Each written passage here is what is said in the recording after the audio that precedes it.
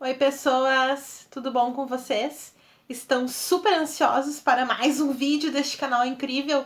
Então já deixa o like de vocês, já dá aquela curtidinha.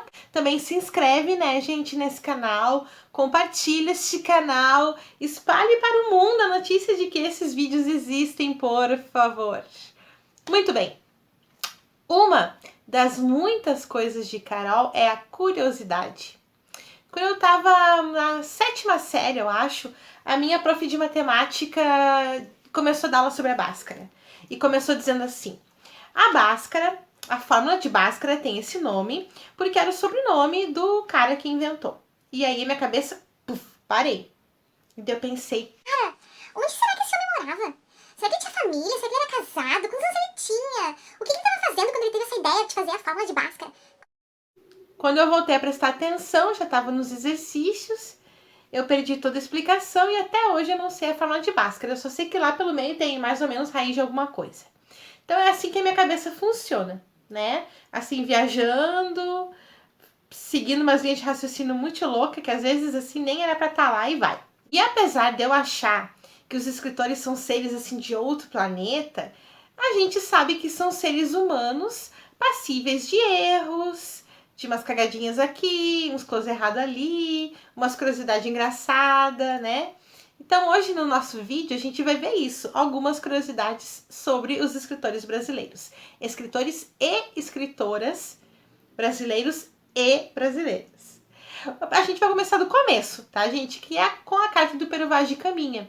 Em 1500, quando os portugueses chegaram no Brasil, o Pero Vaz de Caminha escreveu uma carta para Dom Manuel, descrevendo toda a viagem até o Brasil, como é que foi a primeira vista da terra, como é que foi o primeiro contato com os índios, o que tinha na terra, o que não tinha. Mas Pero Vaz de Caminha também aproveitou para pedir um favorzinho pessoal para Dom Manuel, porque o genro dele foi preso, foi condenado, aliás, porque ele assaltou uma igreja e deu uma tunda no padre.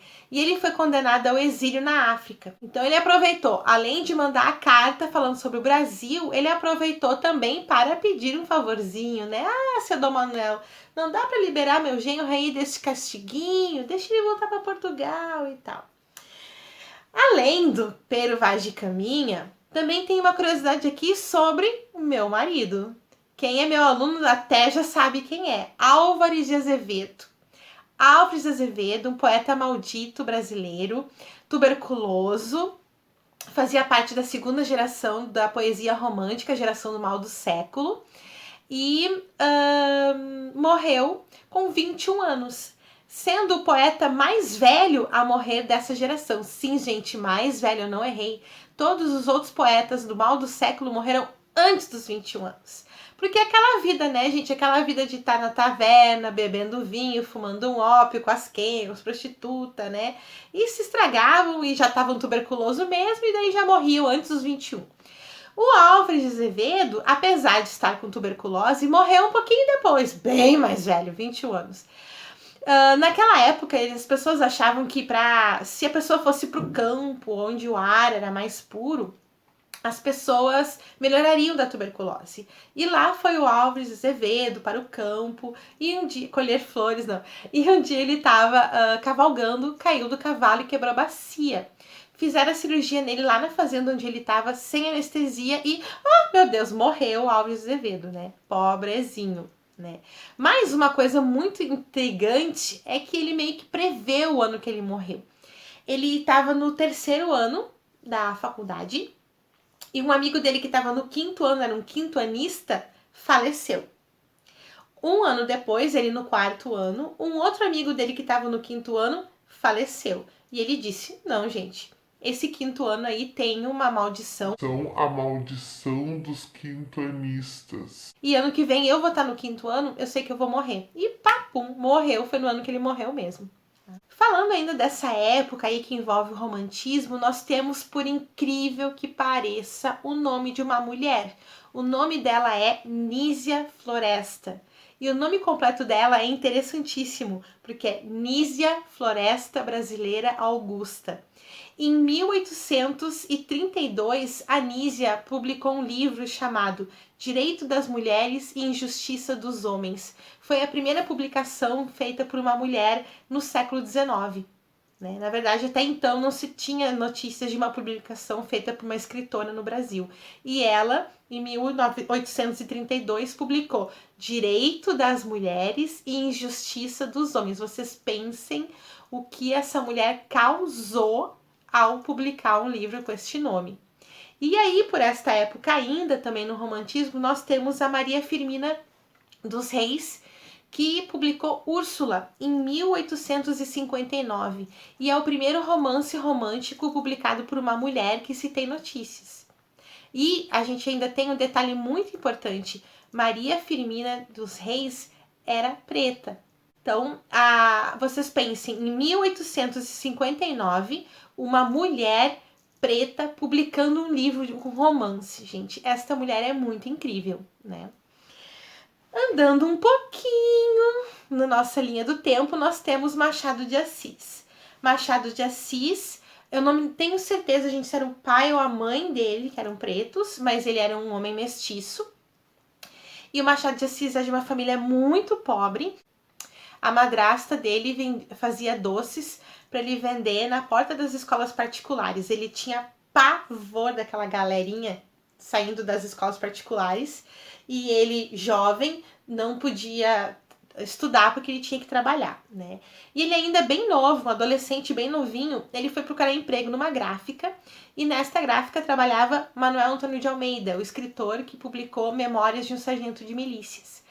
E o Manuel Antônio de Almeida olhou para aquele gurizinho e pensou: meu Deus, coitado desse gurizinho, gente, tão pobrinho, tão miserável, vamos dar um emprego para ele aqui porque ele não vai ter futuro.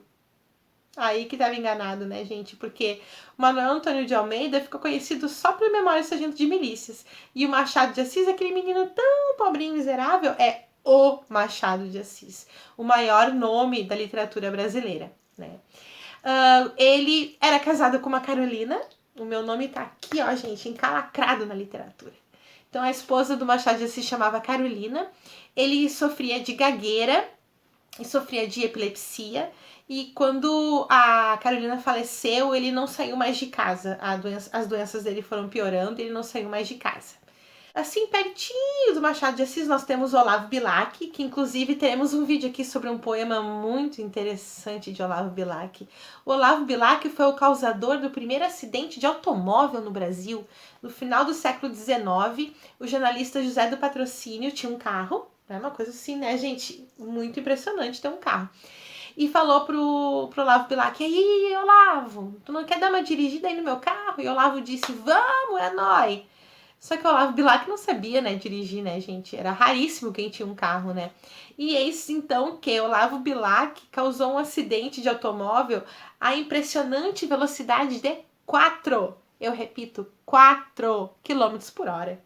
Olha que perigo, gente, para a vida essa velocidade toda, não é mesmo? Depois nós temos Euclides da Cunha, que em 1902 publicou Os Sertões, que é considerado o primeiro livro de sociologia do Brasil. E em Os Sertões ele registra a Guerra de Canudos. Ele era enviado de guerra, ele morava no Rio de Janeiro, ou ele morava em São Paulo, acho que era em São Paulo, gente. E ele foi enviado de guerra para Canudos, no Nordeste, para fazer então a cobertura dessa guerra. E ele decidiu escrever o livro dele para fazer um relato sobre o de fato o que aconteceu, né? Porque as pessoas diziam que é porque os nordestinos lá do sertão, eles querem que termine com a república e volte a monarquia. Coitados, gente, eles só queriam que o governo brasileiro soubesse que eles existiam, que lembrasse deles e desse uma assistência para eles. Bom, mas daí então, o Euclides da Cunha publicou Os Sertões, dividido em 3 partes: a terra, o homem e a luta. E para ele cobrir essa guerra, ele ia e voltava. Se não me engano, ele era enviado de guerra da Folha de São Paulo. E nessas indas e vindas, a mulher dele se sentia muito sozinha.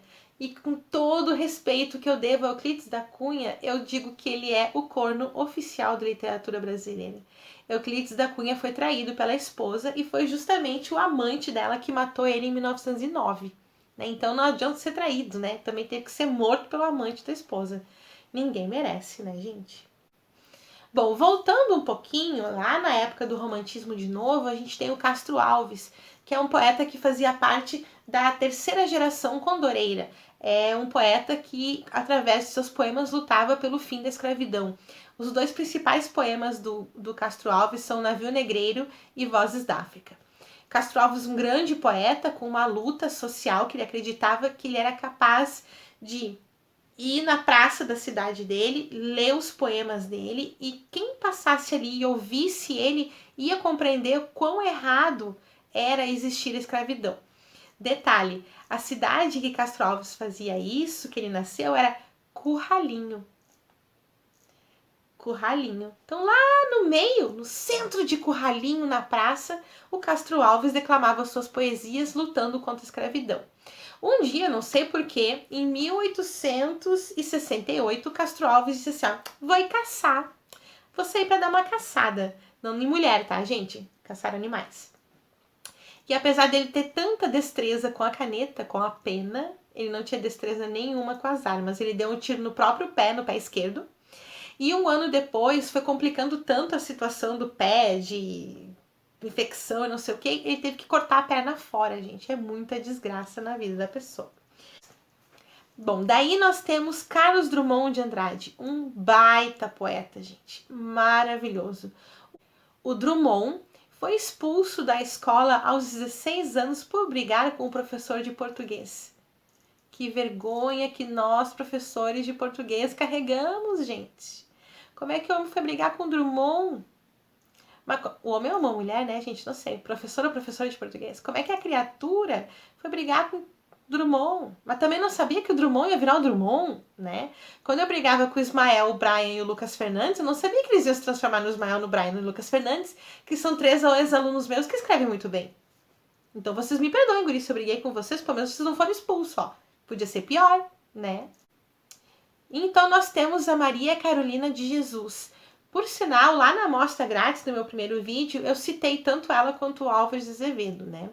A Maria Carolina de Jesus nasceu em Minas Gerais, estudou por 2 anos apenas na escola, aprendeu a ler e escrever, saiu da escola. Um pouco mais crescida foi para São Paulo e foi morar na favela do Canindé. Já adulta, mãe de 3 filhos, catadora de lixo para poder sustentar sua família, escreveu a obra dela é bem vasta, mas eu gostaria de citar para vocês Quarto de Despejo, que é o livro que ela fez a partir do diário que ela mantinha. Então, quando a gente lê o Quarto de Despejo, a gente pensa como é que de uma pessoa que só estudou por 2 anos na vida, que vivia numa situação assim subhumana, consegue sair tantas maravilhas, tantas belezas, que o universo é esse que ela tinha dentro dela, que era tão lindo, que saía assim dela, mesmo naquela realidade, né? Então vale muito a pena conhecer Maria Carolina de Jesus. E por último, nós temos, não menos importante, nós temos Cecília Meirelles, que em 1939 foi a primeira mulher a ser premiada pela Academia Brasileira de Letras. Para vocês terem uma ideia, gente, a Academia Brasileira de Letras começou em 1897 e só em 1939 que eles acharam que uma mulher deveria ser premiada pela sua obra, né? Então, essa mulher foi a Cecília Meirelles, certo? Então, gente, eu espero que vocês tenham gostado dessas curiosidades e eu desafio vocês. Vocês têm alguma curiosidade de algum escritor que vocês sabem e que eu não citei aqui? Bom, para eu fazer esse apanhado de curiosidades, eu consultei 2 fontes. Um livro que eu tinha aqui na minha casa, que é O Guia dos Curiosos, do Marcelo Duarte, e também eu consultei o site da revista Bula, um artigo que eles têm sobre o livro História Bizarra da Literatura Brasileira, do Marcel Verrumo, que eu não sei por que eu não tenho esse livro ainda na minha casa, tá? Então, gente, se inscreve aqui no canal, deixa uma curtidinha aqui no meu vídeo, comenta, vocês sabem alguma curiosidade de algum escritor que eu não falei aqui? Beijo pra vocês e até mais ler.